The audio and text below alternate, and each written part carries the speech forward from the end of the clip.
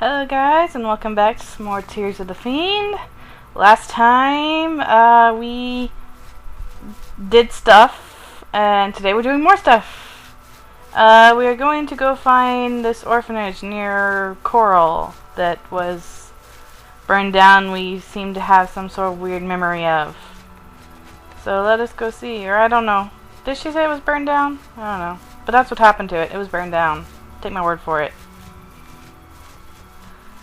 So we're going to be running. Actually, you know what? I'm just going to fast travel because I'm fast traveling a lot in this playthrough. Sometimes I do, sometimes I don't. Alright, what place is close? Let's just go to Wayne and Priory. Yes. Maybe there's no one there waiting. No, they wouldn't want to kill me. They don't want to kill me right now. I'm their friend. At least I assume I'm their friend. There she is again. Okay. We're going this way. You're still out here. Why are you still out here? Don't you ever, like, get cleaned up? Hello. Hello. Off we go. Wandering along. The sun is rising or setting. It's rising. Sun's rising because it's in that direction. It is in the east. Because luckily Tamriel has the same directions as we do. Or maybe they just interpret that way. The same way they all speak English. Even though there are so many different races, you'd think they'd speak different languages, but the languages are universal. And I probably better take care of this because otherwise he's probably gonna try to kill Alicia.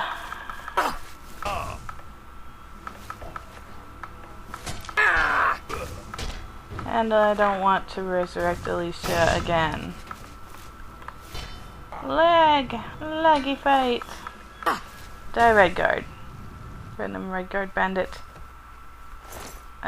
What do you have on you? You have strong potions of healing. I could use some of those. Oh, lockpick. I still do that thing where I hit the wrong button. All the time, man. All the time. Why is this spell not on my one? I need to make this spell 1.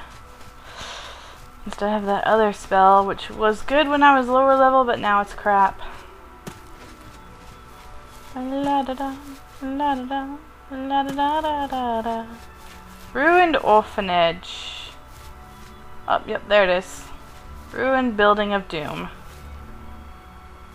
But now there are no longer children. Okay, and there's supposed to be a dude somewhere around here.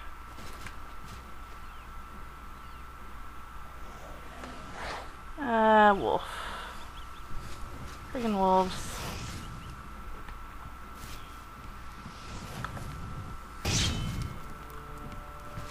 Where'd it go? It's a good thing about Skyrim is they do those dots. Oh, there's the dude.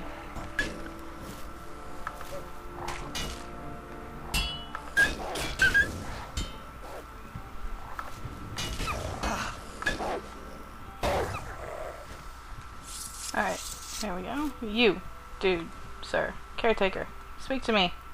Speak to me.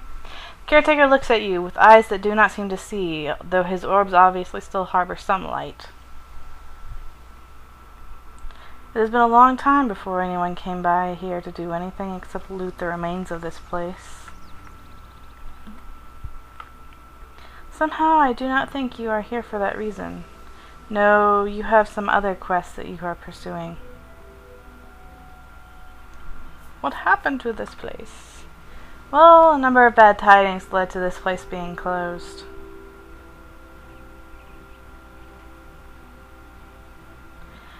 First of all, 2 thieves broke into the orphanage and stole, of all things, one of the children that lived here.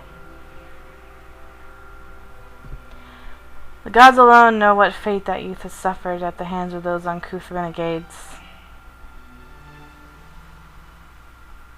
Soon after, there was a fire that gutted the building and resulted in the deaths of several guards and a dozen young children. The rulers of Coral decided that the ill reputation of the orphanage had prevented it from fulfilling its intended purpose. And what with the growing decline in the number of children in the lands, they saw fit to close the orphanage and leave it to rot. Who are you? Me? Well, I am no one. At least not anymore. People around here call me the caretaker, but my real name is Parmenas. Years ago, I was one of the guards that kept a watchful eye on this place, but after its closure, I found myself out of work. I was too old to continue my previous life as a mercenary, so I decided instead to settle down in the remains of this orphanage. Well, that's depressing. Since it was destroyed by fire, the officials in Coral couldn't care less who lives here now.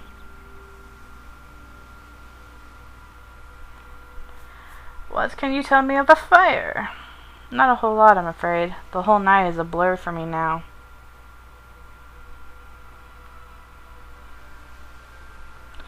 I remember that when the event was investigated, those in authority found its origins to be extremely strange.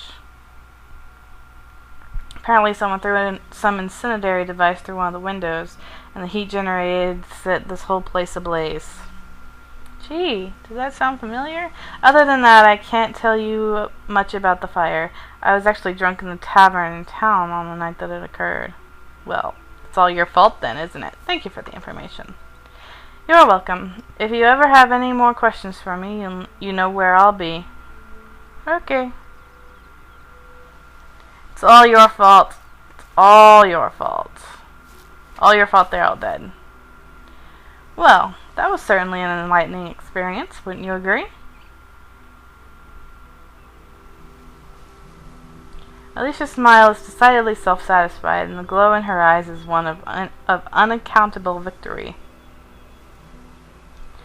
It might just be coincidence, yet the way the caretaker described the fire reminds me a great deal of the old Eothorn estate.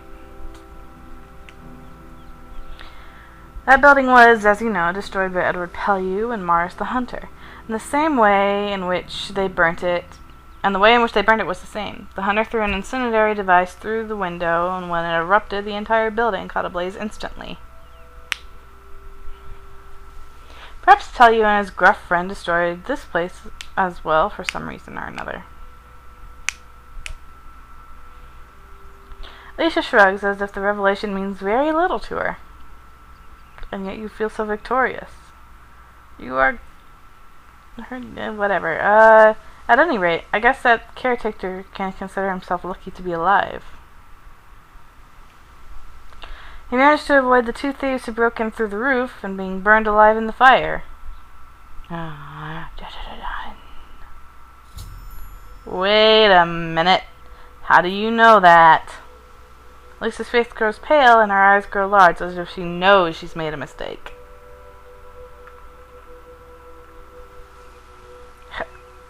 How do I know what?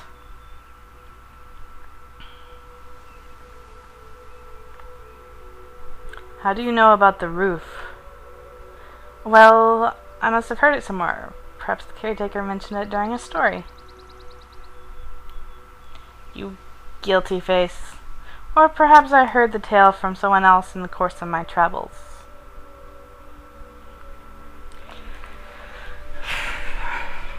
How could you have in the estate?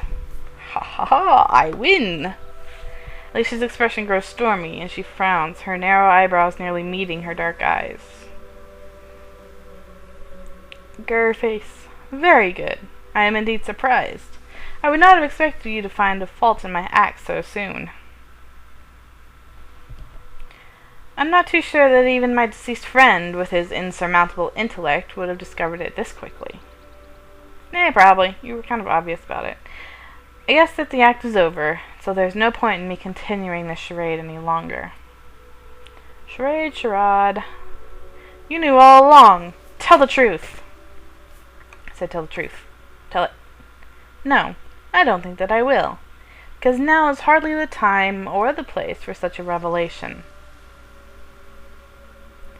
But I will tell you soon, once we're both back in the room with the altar beneath the excavation site.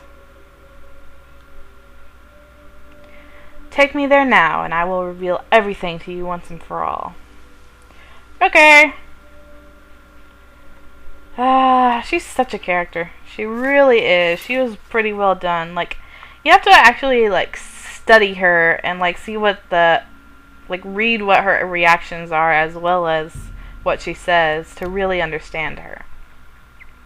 It's like she is always playing with you. Always. Always manipulating you to get what she wants. I try to grasp her character and sometimes it's so hard to get. Like, I try to recreate that character in my mind for, like, my writing and stuff.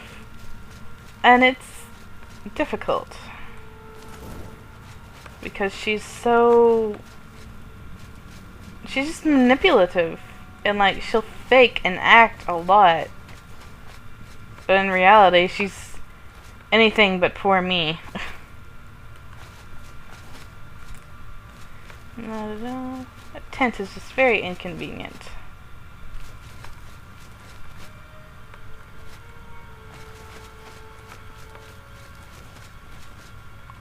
Here we go. The zombies are still here. And here are all these guys again. What is it? Head on. We're going. Leave the ruins of Armandale. God's way of reminding us of the depravity or something or other. Now my mouse is going outside the screen again. It's very annoying. Maybe it won't go to the corner that causes destruction. Through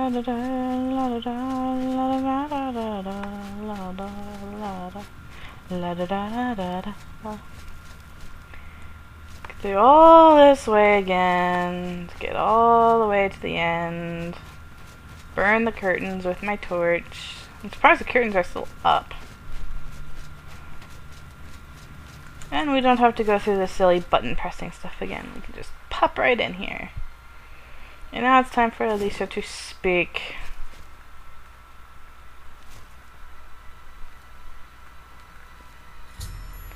Well then, this is it. The end of your journey. You and I have been through much, but now it is time to end it all.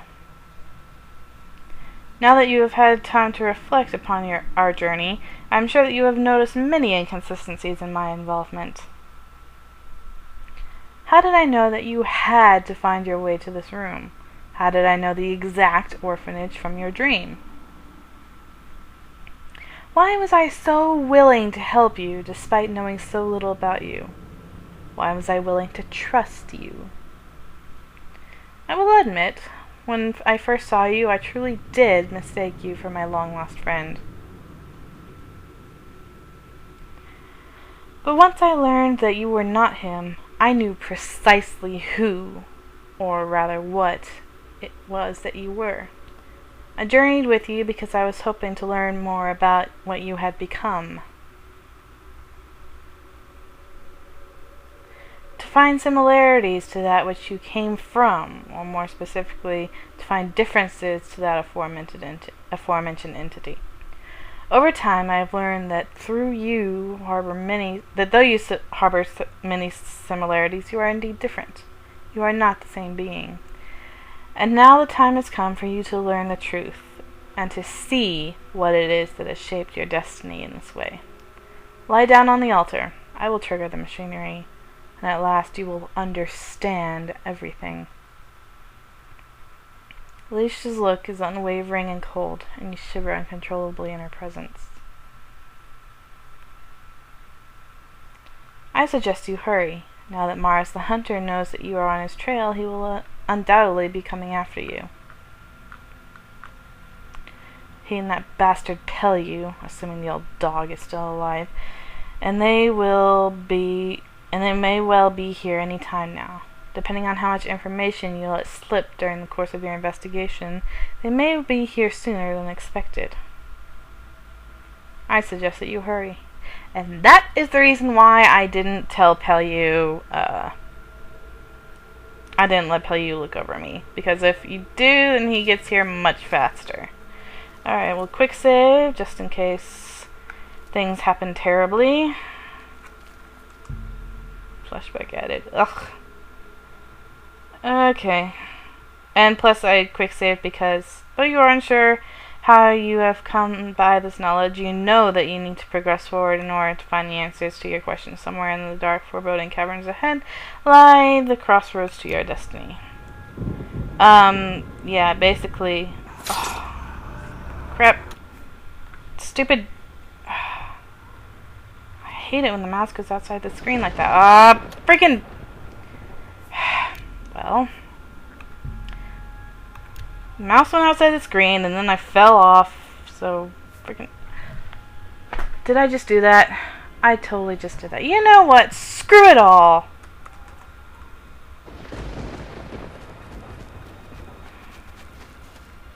Screw it all.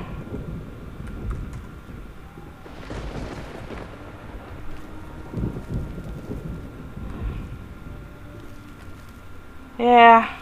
I'm not happy. I don't like this part anyway because it's timed in more ways than one. But anyway, so you just go ahead and here through the blurry vision, try to find the jerk who is at the end of this cavern somewhere. There he is.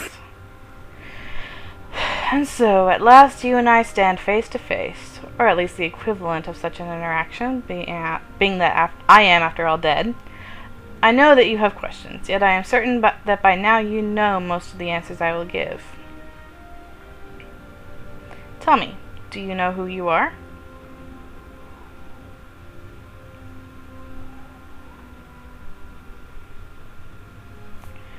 I am you. In a way, that is true, though you are not truly me, but rather you are a reincarnation of me. Freaking stupid! A copy of my mind and my abilities placed in another vessel in a different body. The mind that once occupied the vessel you now inhabit was forcibly removed and left writhing in agony as existence was ripped from it. And in the empty shell that remained, you were created from me. So basically they created another soul in my body that was kind of his copy. My beloved, you know her as Alicia, prophesied that I would die due to my overconfidence. Yet she also knew that there was a way for me to escape my fate, and for the two of us to live forevermore.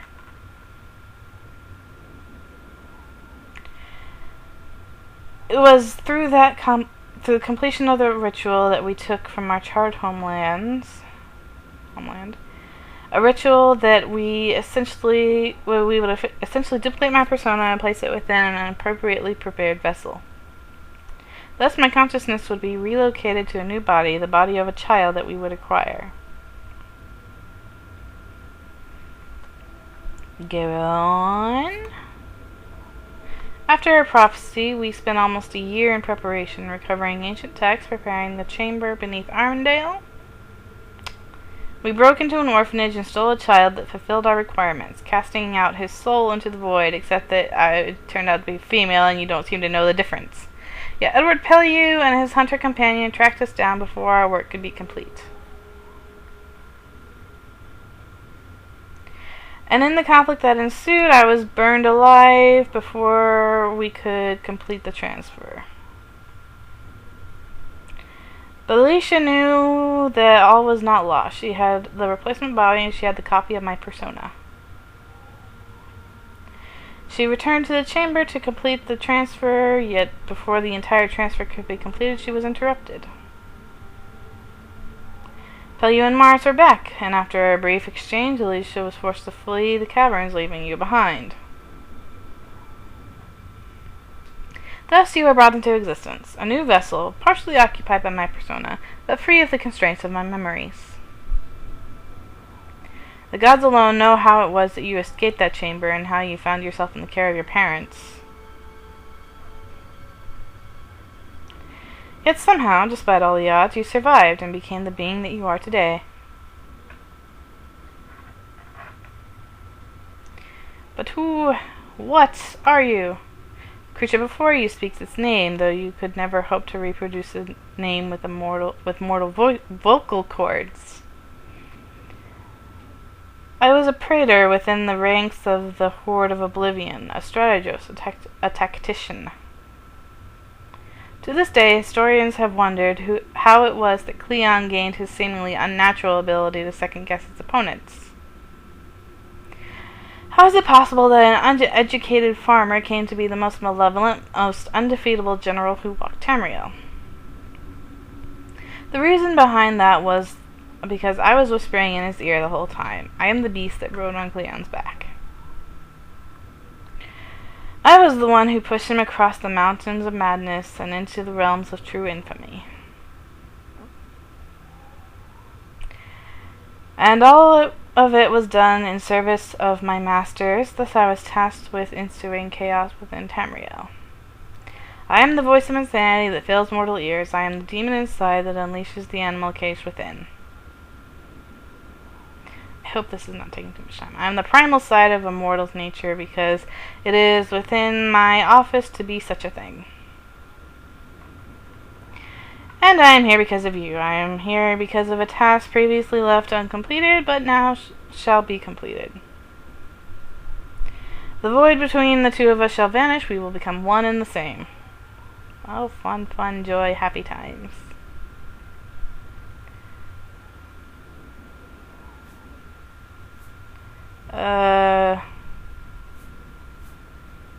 I'm not like you. No, you are not like me. The differences have emerged, and somewhere along the way you have developed a primitive notion of morals and honor. Yet that will change. What was undone will be done once again. You and I will merge consciousnesses once and for all. And all shall be as it should have been. Yeah, sure. Fun, fun, happy times. Ah, crap. I can't do this part. So we'll just go through all that again. Yes. Just load that. Because there's no way to escape from him if you're running from him and he just kills you.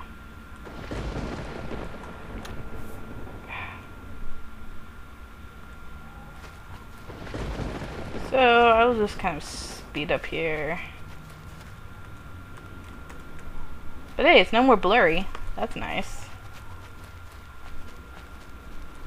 But yeah, just run through here again.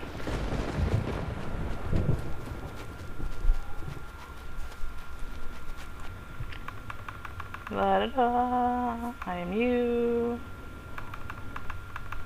Blah da blah da blah, blah da blah, go on. So go on. Blah da blah da blah da blah, blah da blah da blah da blah. This time I should have enough time.